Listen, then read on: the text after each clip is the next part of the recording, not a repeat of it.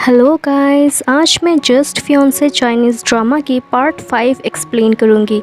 Part 5 में हम देखते हैं कि मीटिंग में जो लोग जियाओलिन बे प्रोजेक्ट के बारे में डिस्कस करने आए थे, उन लोगों को लगता है क्याओ माई गुमानमान है।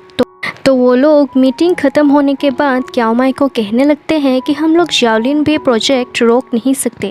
अगर हम लोगों ने ये प्रोजेक्ट रोका तो इससे हमारी कंपनी की इमेज ख़राब होगी और हम विलेजर्स को क्या जवाब देंगे। लेकिन क्याओ माई को तो इस प्रोजेक्ट के बारे में कोई आइडिया ही नहीं था, तो वो उनसे डिटेल्स पूछती है इस बारे में। वो आदमी एक्सप्लेन करता है कि गुमानमान, आप तो ये प्रोजेक्ट करना चाहती थी। जियाओलिन बे आपका होम टाउन है और आप इसलिए उस जगह को डेवलप करना चाहती थी और एक ऐसी जगह बनाना चाहती थी जिससे वहाँ ज़्यादा टूरिस्ट भी आए।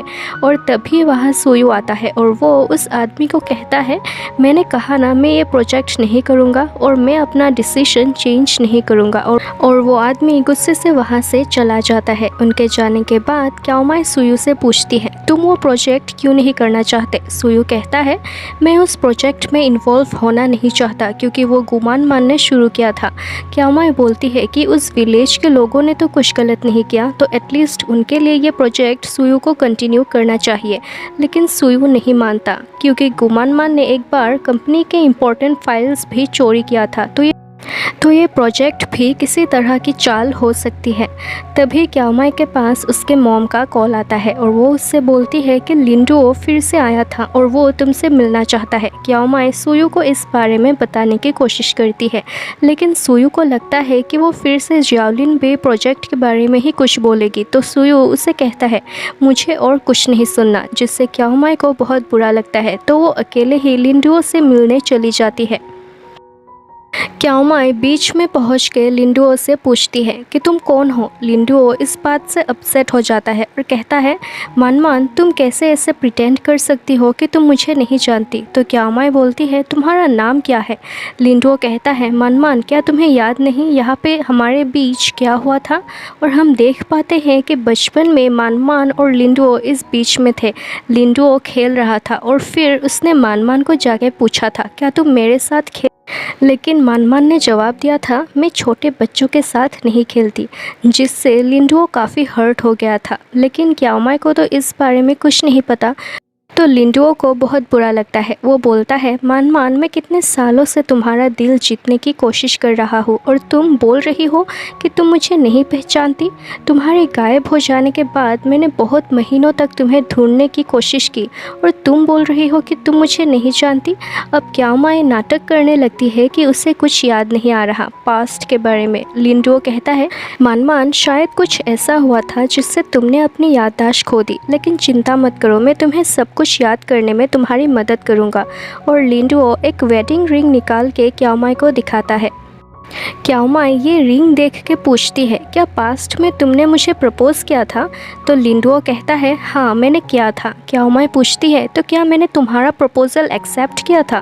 तो लिंडुओ कहता है, नहीं, तुमने ये रिंग लेकर सुयू को प्रपोज़ कर दिया था। और सीन पास्ट में शिफ्ट होता है, जहाँ हम देखते हैं कि पास्ट में गुमानमान ने बहुत लोगों के सामने सुयू को प्रपोज़ किया था और पूछा था कि तुम मेरे साथ रहना चाहते हो या नहीं, जिस पर सुयू ने जवाब दिया था, हम कभी साथ नहीं रह सकते। सुयू ने मानमान का प्रपोज़ल एक्सेप्ट नहीं किया था। और अब ये सब जानने के बाद क्याओ माई लिंडुओ से कहती है, ये तो बहुत ही रिडिकुलस है, तुम अब भी गुमानमान को क्यों लाइक करते हो। और फिर खुद को सही करते हुए कहती है, मुझे क्यों लाइक करते हो। लिंडुओ कहता है, मानमान, हम लोग बचपन से फ्रेंड्स हैं, मैं ये एक्सेप्ट नहीं कर सकता, तुम अचानक सुयू को क्यों लाइक करने लगी। वो तो सिर्फ अपने पढ़ाई और काम पर ही बिजी रहता है, उसके पास तुम्हारे लिए वक्त ही नहीं है। और मुझे देखो, मेरे पास तुम्हारे लिए बहुत वक्त है। क्याओ माई कहती है, मुझे लगता है कि सुयू तुमसे बेटर है। क्याओ माई आगे कहती है, लिंडुओ, तुम बहुत स्ट्रेट फॉरवर्ड इंसान हो और मुझे तुम्हारी ये बात पसंद है, तुम बहुत एडोरेबल हो। तो लिंडुओ एक्साइटेड होकर कहता है, क्या सच में। तो मुझे तुमसे और भी बहुत कुछ कहना है। और लिंडुओ बहुत सारी बातें करने लगता है, लेकिन क्याओ माई उसकी बात सुन सुन के बोर हो रही थी।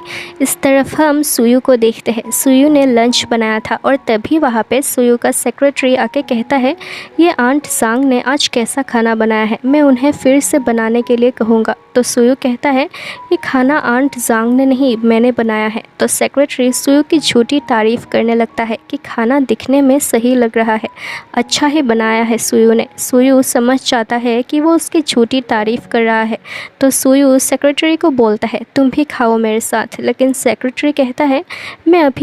लेकिन थोड़ी देर बाद सेक्रेटरी भी सुयू के साथ लंच करने लगता है और फिर वो सुयू से पूछता है आज आपने लंच क्यों बनाया। सुयू कहता है क्याओमाई ने मुझे सिखाया कुकिंग करना तो इसलिए मैंने बनाया।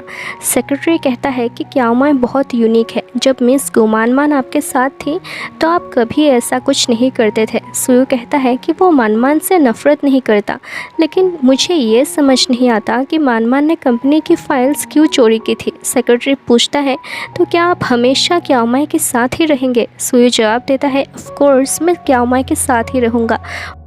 और सुयू सेक्रेटरी को मानमान का पता करने के लिए बोलता है ताकि वो मानमान की फैमिली को कोई एक्सप्लेनेशन दे पाए मानमान के बारे में। इस तरफ हम फिर से क्याओमाई और लिंडुओ को देखते हैं। लिंडुओ कह रहा था मानमान मैं तुम्हारे साथ टाइम स्पेंड करके बहुत खुश हूँ। मैं चाहता हूँ कि ये दिन कभी ख़त्म ना हो और आज तक तुमने मुझसे इतनी बात कभी नहीं की थी।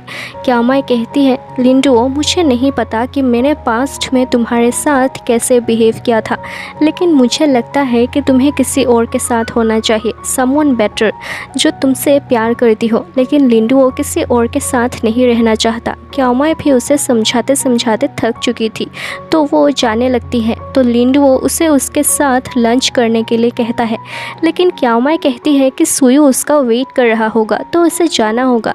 लेकिन लिंडुओ क्याओमाई का हाथ पकड़ के उसे रोक लेता है और रिक्वेस्ट करने लगता है। इसी बीच में लिंडुओ की बहन शाओशाओ भी है और वो लिंडुओ और क्याओमाई को साथ देख लेती है। शाओशाओ फ़ौरन सुयू को कॉल करके इस बारे में इन्फॉर्म करती है, बोलती है कि यहाँ आओ और देखो कि गुमानमान किसी और लड़के के साथ है। गाइस ये पार्ट यहीं पे एंड होती है और नेक्स्ट एपिसोड्स के सबटाइटल्स अभी तक नहीं आए, तो सबटाइटल्स आते ही मैं अपलोड कर दूँगी next part. Thank you so much for watching this video. Bye.